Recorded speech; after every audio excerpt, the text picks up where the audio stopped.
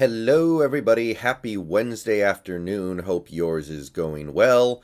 We've got another Seahawks video to get to today, but first, we just hit 1,980 subscribers to the YouTube channel.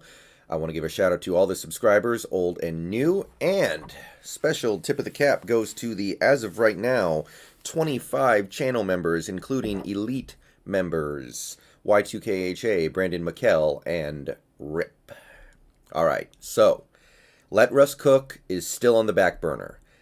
The websites that I use to aggregate play calling data have not yet updated for this week. I think they're waiting for the end of the Ravens game. I think they're waiting for this upcoming game that starts in like 15 minutes to be over before they update. So odds are good that we'll have that data ready to go later today or tomorrow. So we're just going to move things around a little bit for this 1 week.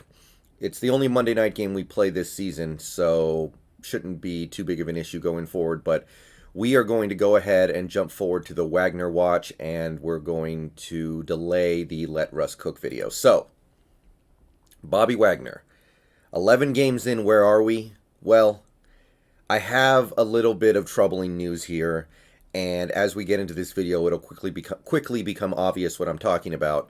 So, let's get into it. First, after 11 games, where are we on his total tackles? Fine. 101 after 11 games. He's on pace for a little shy of 150 at this point, I think. Again, Jamal Adams being out there seems like it's taking away a couple of tackle opportunities a game from Wagner. So the raw tackle count does not bother me. It's much more important that the defense plays good. And they certainly played pretty well against the Eagles on Monday night, so this is good, this is fine, this is on pace, this is totally fine given the context of the defense right now. Sacks, he did not pick up another sack against the Eagles, he's still at 3. That's fine, but I'll tell you what's not fine is what I'm going to get into next. So, every website that you can use to aggregate football statistical data does things a little differently. Pro Football Focus may have slightly different numbers in some of these categories compared to a site like Pro Football Reference.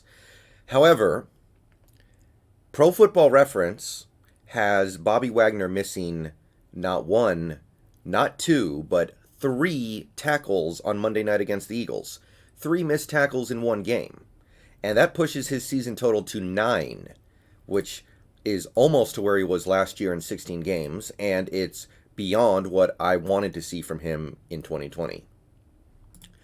This is not okay.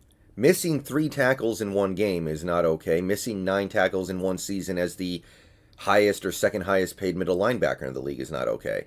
And his missed tackle rate, which is now 8.2, tells me that he's simply not tackling well enough.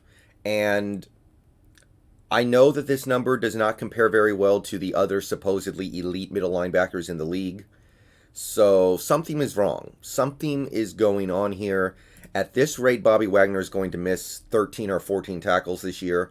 We are only 2 years removed from him missing 1 all season. In 2018, he missed 1 tackle. So something is up there. And on Monday night against the Eagles, it wasn't a problem because the Eagles' offense is just that bad. But this will be a problem when we play teams like the Rams. This will be a problem when we play teams like the Packers, possibly the Buccaneers, the Chiefs, if we're lucky enough to get that far. Yeah, so this is a big glaring red flag right here.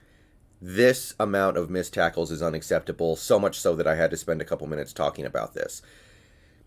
I don't know what it is. Looking at it, there are just some times where he seems like he just takes the wrong step. Sometimes there are times where he just doesn't wrap up right, but for what we're paying, this is not okay.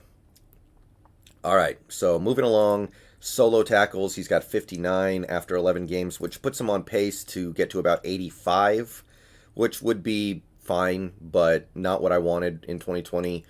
There are some signs that he's becoming a little bit more of a pile jumper this year compared to previous years, and I don't want to say I'm worried about this. When you're playing with Jamal Adams, you're just going to have fewer opportunities to get solo tackles, but at the same time, we wouldn't be having this conversation if Bobby had cut these missed tackles in half.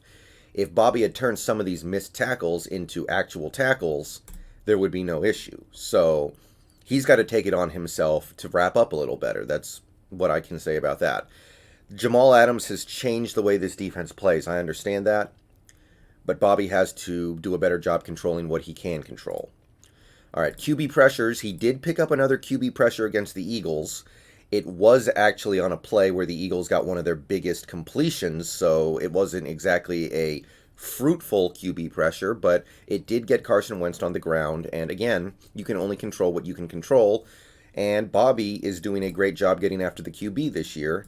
And I don't really have any complaints from him as far as a blitzer goes. So that's good to see. He's doing something really well this year. Tackles for loss, however, he did not pick up any against the Eagles, and he's a little behind pace right now. I'm not worried about it, but I do want to see him make some more plays in the backfield as this season wraps up. What I will say is that the Eagles just plain did not run the ball, and when you don't run the ball, that's what's going to happen. You're not going to get that many opportunities to get tackles for loss. Turnovers forced. Obviously, I don't even really need to say this, but he has not been involved in a single forced turnover yet this year. After 11 games, I need to see something. I just do.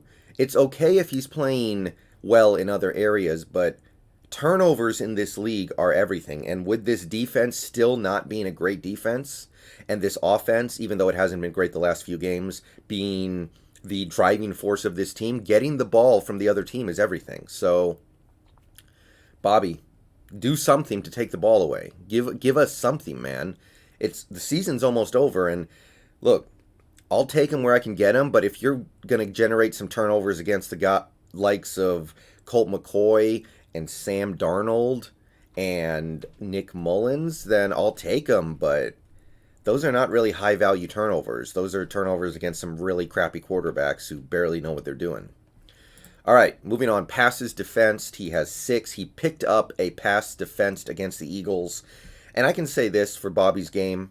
His coverage against Philadelphia was wonderful. And I'll get into why I think that in a minute here.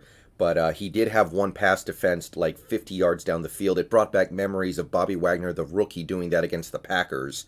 So shout out to him for making that play on the ball down the field. I didn't know he could still do that, but he was at least able to do that, and I can give him credit there. All right, so run tackles. The Eagles just didn't run the ball, so there really wasn't an opportunity for Bobby to do anything as a run defender against the Eagles. He did not have any run tackles that I was able to see, and his average tackle depth thusly did not change, so we're doing fine here. I have no issue with this. If the other team isn't going to run the ball hardly at all, then there just aren't going to be opportunities to get run tackles. I get that. He may have missed a tackle or two on a run play that could have boosted this number slightly, but overall, I understand that when you're playing a team that throws the ball 50 times and runs the ball like less than 20, the opportunities are just not really going to be there. So yeah, nothing really going on here. So now we get into the good stuff from Bobby. And there was some good stuff against the Eagles. The missed tackles may be unacceptable, but there was some very good stuff that happened in coverage against Philadelphia on Monday. First, Bobby Wagner was targeted in coverage 9 times against the Eagles. 9 times. And normally you'd expect me to say that's a problem, but the Eagles only completed 3 of those passes. They targeted him.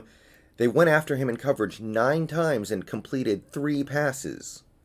So I'll take that any day of the week. That bumps his completion percentage all the way down to 62%, which is very good for a middle linebacker.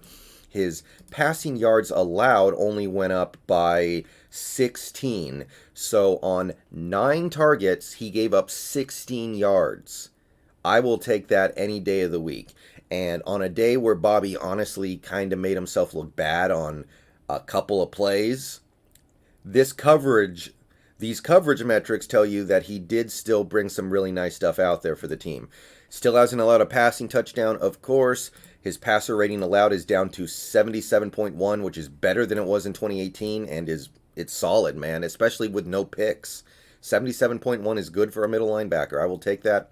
His depth of target is up to 6.2, mostly fueled by the fact that he was targeted 50 yards down the field, but hey, He's not giving up the yards, so in context, I have no real issue with this depth of target number.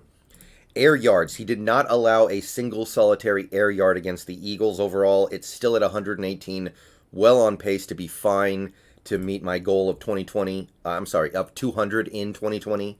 And yards after the catch, he did give up some of these, but he's only at 176, well on pace to be beneath the 300 that I wanted him at or below in 2020. Finally, pass rush win rate. Bobby Wagner's pass rush win rate after 11 games is 14.5%, which is excellent. It's basically in line with what I wanted to see from him in 2020. So, look, there's some stuff here that I really don't like. There is. The missed tackles are becoming quickly unacceptable. He needs whatever it is. You know, on different plays, I see different things from him that are causing him to just miss the play. Whatever it is, he needs to get better. He needs to take the ball away. He needs to get in the backfield a little bit more. But I can say this, he has come a long way in coverage. And I can appreciate that given what he did last year as maybe the worst coverage middle linebacker in the league. I can give him credit where credit is due. Now, Carson Wentz owns some of this. He was terrible on Monday, and without him missing a lot of throws, these numbers may be different. But if I had wheels, I'd be a bicycle. And with that, I'm going to get out of here. I'm going to go check out this Steelers-Ravens game that starts in about 5 minutes here. Peace out. Go Hawks. Let Russ cook may be coming today. It may be coming tomorrow. We'll see. Either way, keep an eye out for a Halo 4 stream tonight. And yeah, peace out. Go Hawks.